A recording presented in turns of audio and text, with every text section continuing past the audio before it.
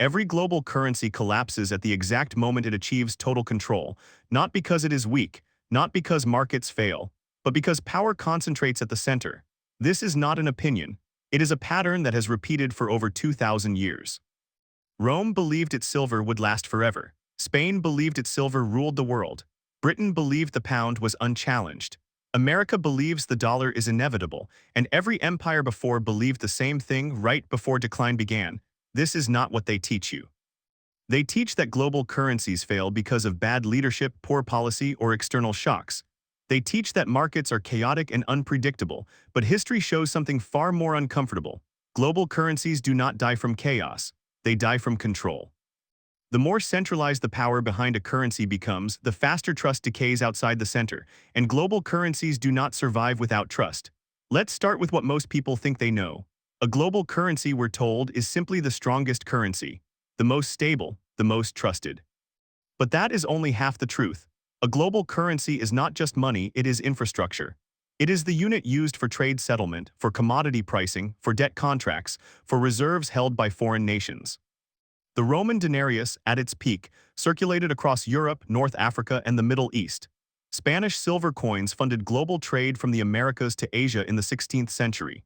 The British pound dominated international finance throughout the 19th century. And since 1944, the US dollar has functioned as the backbone of global commerce. These currencies became global not because they were morally superior, but because they were useful. They were trusted beyond borders, and trust is fragile. Trust exists only when users believe the system is neutral. Once neutrality disappears, global status begins to decay even if the currency remains dominant on paper. This is where centralization begins. At first, centralization looks like progress. As a currency spreads, coordination becomes necessary. Institutions grow to manage scale, rules are standardized, clearing systems are centralized. In Rome, the state centralized minting authority to fund expansion and maintain order. In Britain, the Bank of England gained increasing influence as empire expanded. In the United States, Bretton Woods in 1944 centralized global settlement around the dollar, backed by gold and military power. At this stage, everything appears stable. Growth accelerates, trade flourishes, the currency becomes indispensable. This is the success phase. And success is where the problem begins, because once a currency becomes essential, its issuer gains leverage. And leverage changes incentives. This is not what they teach you. They teach that reserve currency status is a burden, that it requires discipline, that it demands responsibility. In reality, reserve status creates privilege, the ability to borrow cheaply, to run deficits without immediate consequences, to export inflation abroad. This is called the exorbitant privilege, a term used by French officials in the 1960s to describe America's advantage under the dollar system. And it is here that moral contradiction appears. The system is presented as global cooperation, but it functions as asymmetric power. Allies fund the center's deficits. Foreign nations hold reserves they did not create.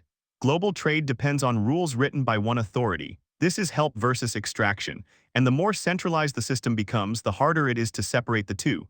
At first, discipline holds, constraints still exist. Rome maintained silver content for centuries. Britain adhered to gold standards repeatedly. The United States promised gold convertibility at $35 an ounce after World War II. These constraints were not economic preferences. They were trust mechanisms. They signaled restraint. But restraint is expensive, and once power concentrates, restraint becomes politically inconvenient. Because centralized systems face centralized pressures, wars must be funded, alliances must be maintained, domestic stability must be protected, and so constraints begin to loosen. In Rome, silver content was slowly reduced to pay soldiers and bureaucrats.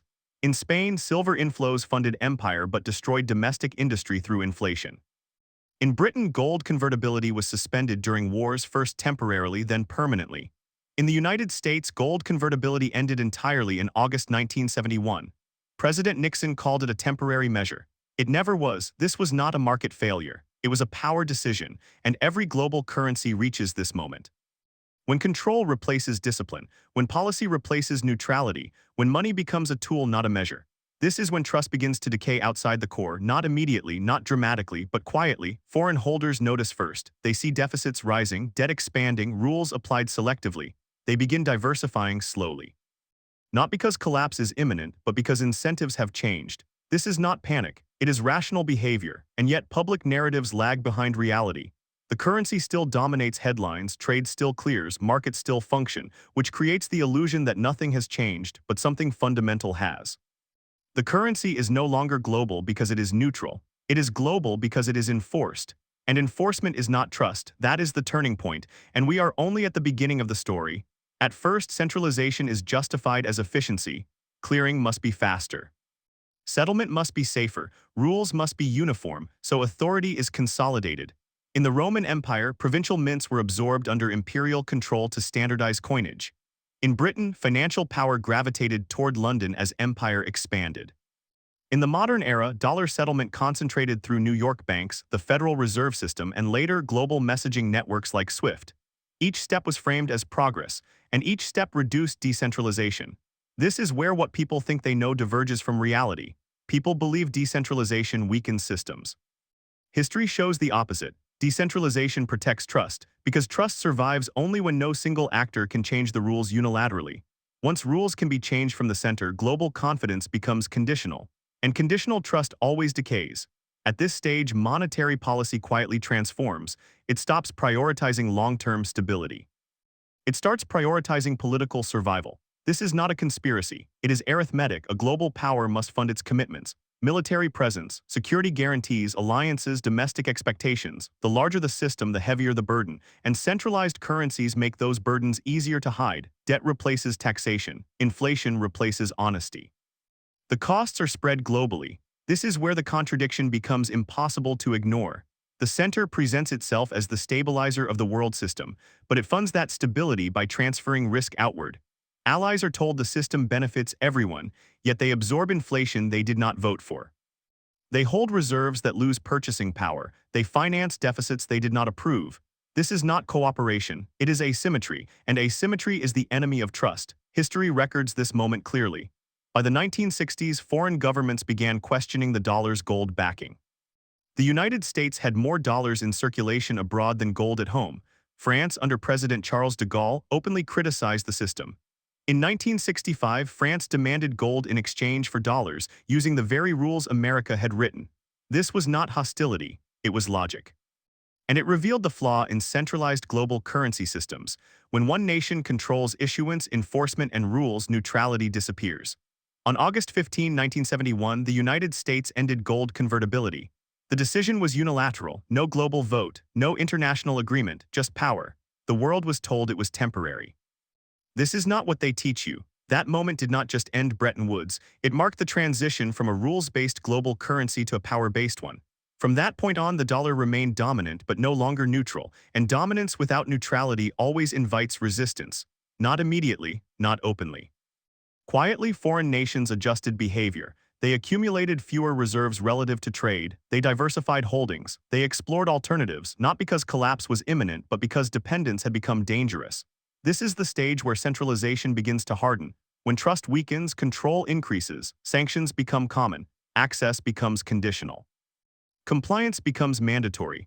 The currency transforms into a gatekeeper, financial access is weaponized. This is framed as law enforcement, as moral necessity, as protection, but from the outside it looks like risk. A system that can be turned off is not neutral, and global currencies require neutrality above all else. This is the moment the system crosses its own red line. Because once currency access becomes political, global users search for exits. Again, slowly, trade agreements bypass the center, bilateral settlements increase, local currencies are tested. These alternatives are not immediately efficient, they are not perfect. But they don't need to be, they only need to reduce dependence. This is how global currencies actually die, not through replacement but through fragmentation.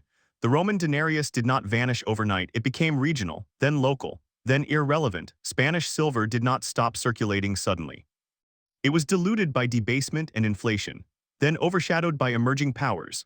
The British pound did not collapse in a single event, it lost reserve status gradually after World War II. Debt, war costs, and centralized strain eroded trust. In each case, the currency survived domestically long after it stopped being global. This is the critical misunderstanding. People expect collapse to look dramatic, but global currency death is quiet. It looks like reduced usage, like diversification, like declining reserve share. And by the time the shift is obvious, it is irreversible, because once trust is lost globally, it cannot be enforced back. Power can compel compliance, but it cannot restore belief. This is why centralization is fatal to global money. It replaces trust with authority. And authority does not scale globally without resistance. This is not ideology, it is history, and it brings us to the final stages of the cycle where control accelerates fragmentation and dominance becomes isolation. Once a global currency reaches this stage, the response from the center follows a predictable path. Control intensifies, not because leaders want domination but because they are losing it. This is the moment when power mistakes enforcement for stability. Sanctions expand, compliance rules tighten, financial surveillance increases, access to the system becomes conditional. What was once a neutral medium of exchange becomes a lever. This is the turning point that most people misunderstand. They believe weaponization strengthens a global currency. In reality, it accelerates its decline, because a global currency survives only as long as users believe it will remain usable tomorrow, regardless of politics. The moment access can be revoked, frozen, or restricted, the currency stops being global in spirit, even if it remains dominant in numbers. This is not what they teach you. They teach that sanctions are foreign policy tools. History shows they are monetary accelerants. They push neutral users to reconsider dependence. And reconsideration is enough. When Rome debased its coinage, it did not intend to destroy trade. When Britain tightened capital controls after World War II, it did not intend to lose reserve status. When the United States expanded financial sanctions in the late 20th and early 21st centuries, it did not intend to fracture the global system. But intention does not matter. Structure does. Once a currency is perceived as an instrument of power, global participants behave differently. They shorten contract durations. They reduce reserve exposure. They build parallel systems. This is not rebellion, it is insurance, and insurance becomes necessity when neutrality disappears. At this stage, fragmentation accelerates. Regional trade blocs emerge. Bilateral settlement agreements bypass centralized clearing. Local currencies are used for energy, commodities, and manufacturing trade. These systems are inefficient at first. They lack liquidity, they lack scale, they lack convenience, but they offer one thing the centralized system no longer guarantees: autonomy, and autonomy is priceless when access is uncertain. This is how centralized power unintentionally creates competition, not through ideology but through risk management.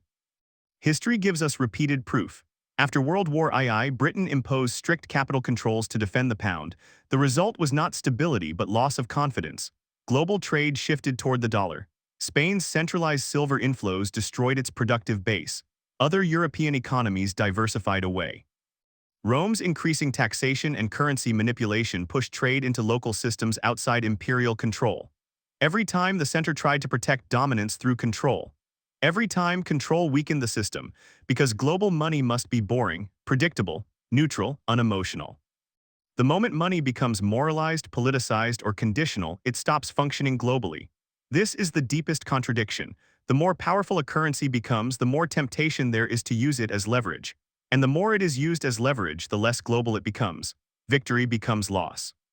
Control becomes fragility. Help becomes extraction. This is the moral contradiction at the heart of every global currency collapse. The center believes it is enforcing order. The periphery experiences dependency and risk, and trust erodes from the outside inward. By the time the center notices, the damage is already done. Because reserve currency decline does not announce itself, it shows up in statistics most people ignore. Gradual reduction in reserve share, increased diversification into alternative assets, rising settlement in non-dominant currencies. No headlines, no panic, just steady drift. This is why global currency collapse feels invisible until it is irreversible. People expect a breaking moment, but there is no breaking moment. There is only a long process of quiet replacement. The currency remains dominant domestically, it remains powerful militarily, it remains loud politically, but globally it becomes optional. And optional is the death of reserve status. Once optionality spreads, enforcement increases further. More rules, more monitoring, more conditions. This creates a feedback loop. Control breeds avoidance. Avoidance breeds more control until the system fractures. This is the final structural failure, not collapse through chaos but collapse through overmanagement. Which brings us to the most important realization. No global currency has ever survived centralization of power. Not because decentralization is perfect, but because trust cannot coexist with unilateral control. Rome could not resist debasement once emperors controlled money. Spain could not resist inflation once silver inflows centralized wealth. Britain could not maintain neutrality once war and debt forced control. And no modern system is exempt from the same incentives. This is not prophecy, It is pattern, and patterns do not care about intentions, they respond to structure. Once power concentrates, discipline fades. Once discipline fades, trust erodes. Once trust erodes, fragmentation begins. And fragmentation is irreversible, because once alternatives exist, dominance can never fully return.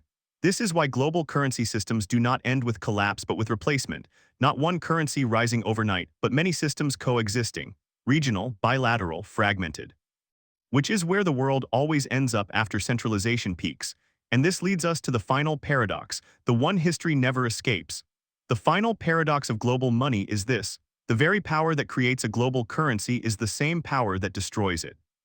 At the beginning, power builds trust. Military protection secures trade routes. Political authority enforces contracts. Institutions provide stability. The currency spreads because it works, but once the system matures, power stops serving trust and begins replacing it. This is where every global currency fails, not suddenly, not dramatically, structurally. Because trust cannot be commanded, it can only be earned and preserved through restraint. And restraint is the first thing centralized power abandons. This is not what they teach you. They teach that dominance ensures survival, that scale creates resilience, that global currencies fall only when challengers rise. History shows the opposite. Global currencies fall when challengers are forced to exist, when users no longer feel safe relying on a single center, because safety and control are not the same thing. Rome believed control meant order. Spain believed control meant wealth. Britain believed control meant leadership. Every global power believed centralization meant permanence. None were correct. The moment a currency issuer gains the ability to rewrite rules unilaterally, neutrality disappears. And neutrality is the only thing global money cannot lose. Once neutrality is gone, every participant begins planning an exit, even if that exit takes decades. This is why global currencies do not collapse in the way people expect. They do not disappear, they degrade, they shrink back to their domestic core, they remain powerful locally long after they stop being trusted globally. This is why the British pound still exists but no longer anchors the world. Why Roman coinage circulated locally long after imperial trade fractured. Why Spanish silver lost dominance as alternatives emerged. And why no global currency has ever survived full centralization of power. Because once power becomes centralized, every decision carries global consequences, but only one population controls the levers. This creates a permanent imbalance. One center benefits, everyone else absorbs risk, and risk is intolerable when it is involuntary. This is where fragmentation becomes destiny, not because systems want chaos, but because users demand autonomy. They want redundancy, they want alternatives, they want escape routes. And once those routes exist, the old system never fully recovers. This is the great illusion of global dominance, that control can preserve relevance. In reality, control accelerates replacement, because global systems survive only when participants choose them freely. The moment participation becomes mandatory, it becomes temporary. This is the lesson repeated across centuries, and it is why every centralized monetary system eventually breaks apart into regional, bilateral, and decentralized arrangements. Not overnight, but inevitably. Which brings us to the most uncomfortable truth of all: there is no permanent global currency.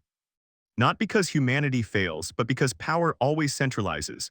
And once power centralizes, money stops being a medium of exchange and becomes an instrument of policy. That transformation is fatal, because global money must belong to no one. The moment it belongs to someone, it becomes vulnerable to everyone else. This is the central paradox history never escapes. Power seeks control. Control destroys trust. Without trust, global money cannot survive. So when people ask why global currencies always fail, they are asking the wrong question. The question is not why they fail. The question is when power becomes too centralized to sustain neutrality. Because that moment marks the beginning of the end every single time. Not through collapse, but through choice. Choice to diversify, choice to reduce exposure, choice to build alternatives, and once choice exists, dominance is already fading. This is why understanding monetary history matters, not to predict collapse dates, not to panic, but to recognize structure. Because structure outlasts leaders, it outlasts ideologies, it outlasts empires. And structure tells us something history has never contradicted. No global currency survives once power becomes centralized, not Rome's, not Spain's. Not Britain's, and no future system will be different unless incentives change. And incentives never change without limits on power. That is not pessimism.